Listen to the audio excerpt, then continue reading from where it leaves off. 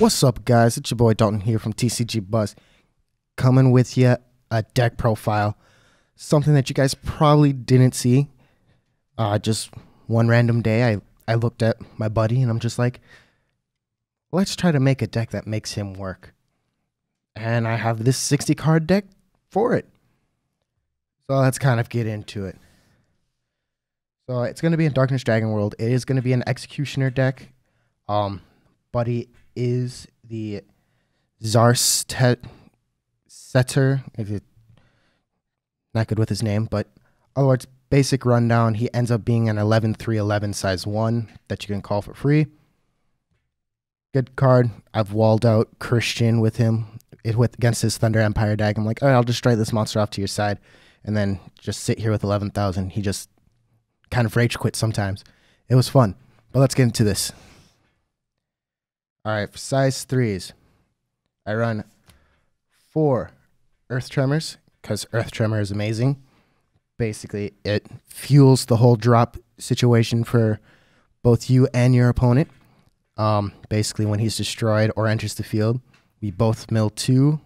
He can destroy a card if there is destroy a monster if there is a monster on the field to be destroyed, and if that happens, it deals damage to the opponent. Good card, very good card. Can't go wrong with it. Then I run 2 Darryl because being able to dig through the deck is nice. You only really need 2. Probably could only run 1, but 2 just for consistency, just because it is a 60 card deck. You do want to see it just enough to keep going with everything. That kind of wraps up the size 3s. Size 2s, there's only 1. And we have this lovely fellow from a trial deck from back in the day. Bephegol.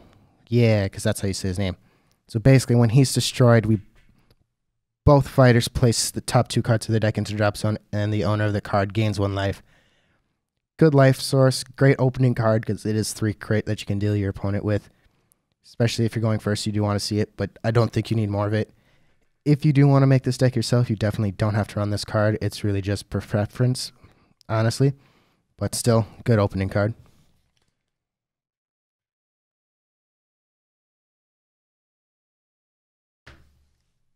Obviously, 4 of the Buddy, because you can't go wrong with him. That 11/11 3 crit is amazing. Next, we run 3 Black Panoply Abygale. I would be running 4, but I only have the 3, so I've made the deck work the way it is. Basically, being able to mill 1 card from the opponent when it attacks or is destroyed is amazing. And then on top of that, his attack can't be nullified if there's 10 or more, which can be done within your first turn. So your opponent's kind of just sitting there like, okay, just swing for 2. That's cool.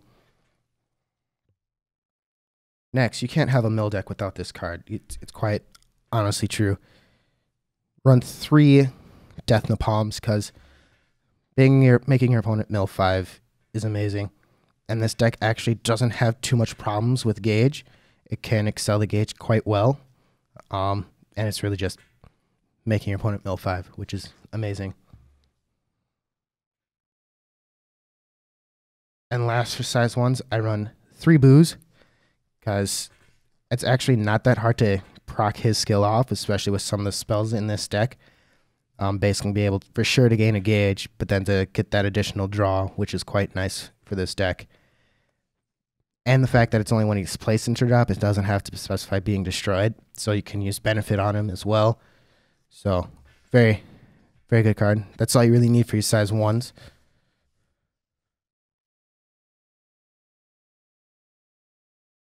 Size 0s, I only run 2. I run 2 Psy. Basically, again, making you and your opponent mill, which is quite nice. And then with the potential of dropping souls as well, which can really hurt Neo Zwei, your Jackknife decks out there. A lot of soul heavy decks. Very good. Next is item. Only run 1 item, but I run 4 copies of it. Killing Chain. Basically, kind of self-explanatory. Basically, when your opponent mills a card from the top of their deck, off an effect of one of your cards, they mill an additional 2. So therefore, say Psy swings, we both mill 1, you're milling 3 instead. So right there with that ratio, you can rack up mill quite easily. Unfortunately, it is only once per turn, but you can do it on your opponent's turn as well. So Napalm goes from 5 to 8, which is quite nice in my opinion. But you have to test it out for yourself, see how it works. I find this ratio of monsters and items to my spells is quite nice. It works for me at least. As you guys kind of saw in some of the matches, worked out nicely. And the fact of gauge gain off of it when it's placed into the drop zone is quite nice too. Which I believe I did in the match. I can't remember, but basically just being able to ditch it, equip a new one, and basically gain 2 gauge, replenish itself is quite nice. Off to the long list of spells. Run 4 Black Cloth Blade. Again, the mill factor. That's the main reason why you run it. And you do tend to run an open center with this deck after your center gets destroyed. So you can kind of run it through that way. Next one is kind of different from when this deck was being played, because I'm still kind of working it out and hopefully make this deck more competitive than what it was. Enemy Wall, just again, more mill. That's going to be 2 cards milled. You're no guaranteed for the nullify, but I'd rather run the risk than not, because if you really think about it, decks are consistently about a 50-50 ratio between monsters and items and spells and impacts. Give or take maybe a 40-60 split, where everything else is a little bit higher. Next, I run 3 Banquets of the Unrighteous. One of the first dual world spells and cards in the deck. Part of the way you can get booze going off, because right there it counts for 2, along with the next card that I'm going to show. You can easily get to 3 worlds. Basically, you're using it for its first skill only. You're not really going to try to put anything into any card souls or anything like that. There's no need for it. It's really just to search out monsters to keep going. Also just more mill power on your side of the field. Next, I run 3 Sun in the Darkness. Basically, draw power with the potential of gaining a gauge. But again, it's a Dragon Darkness Dragon World card. So right there, with those 2 cards, you have your 3 worlds in the drop for boost to go off. Next, I run 3 Gate of Darkness Dragon, because you can't go wrong with this card. You can probably run it at 2 and probably get away with it, but 3 is just for consistency. Basically, be able to call 2 size 1s from drop during your opponent's main phase is quite nice, especially if you call the right cards. You can proc skills and do all the fancy stuff. It's quite nice. Next set spell we run is Judgment. So you can't go wrong with Judgment. Milling the top 2. If there's an executioner among them, you gain a gauge. And with some of the executioner support that's coming out sooner or later, this deck will get a little bit more consistent on that aspect.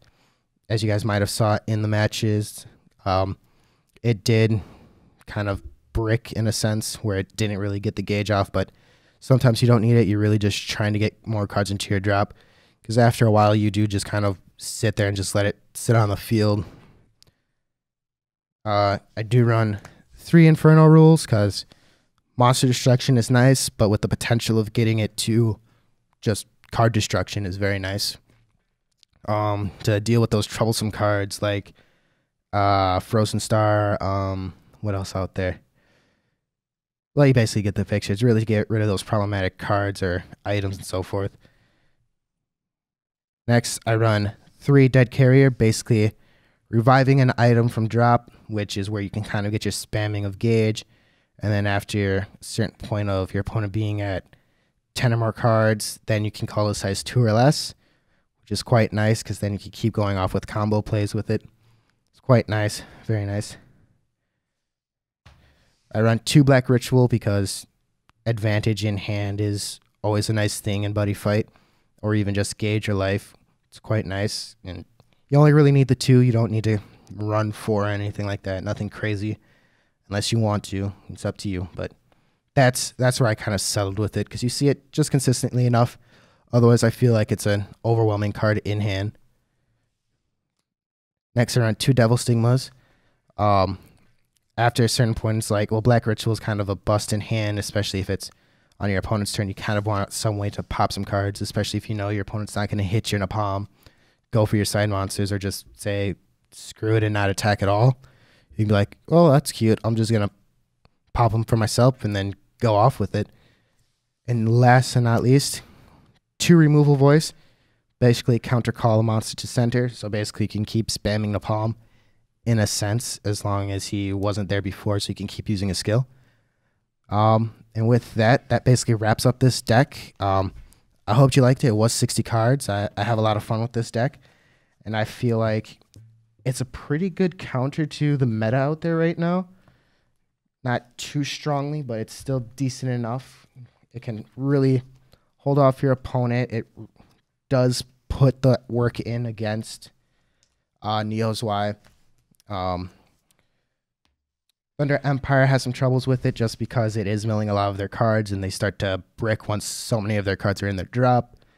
Haven't had too much testing against Athora decks or Prism Dragons, but it should still have the same effects because if their Athoras are in their drop, they really can't do anything because that's their main boss card. They need that card out on the field. And it has the numbers to get over Athora easily, especially with the Buddy itself. It's a pretty self-explanatory deck, in my opinion. But make sure to leave a like if you like this deck. Subscribe if you haven't already done that. Hit the bell to get the notifications, though. Check out our shop and leave a comment down below what you think of the deck. But after all that, stay classy, y'all.